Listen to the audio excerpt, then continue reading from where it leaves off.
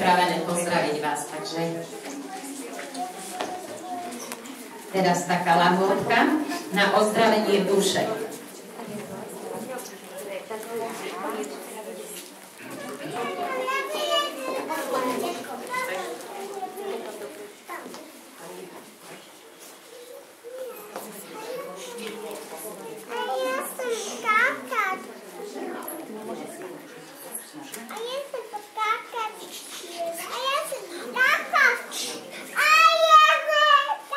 Dobre, ideme.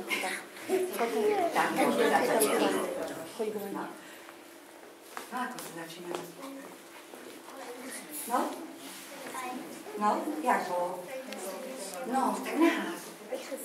Hojdá sa dnes jablčko, na konári ľahúčko, spod stromu mu psíček vraví. Skoď jablčko, sem do trávy. Jablčko sa mračí len. Na konári zostať sem, veď jablčka jasná správa. Psíček bodrik nejedáva. Hojdá sa dnes jablčko, na konári ľahúčko, spod stromu mu mačka vraví. Skoč jablčko, sem do trávy. Jablčko sa mračí len. Na konári zostať sem, veď jablčka jasná správa.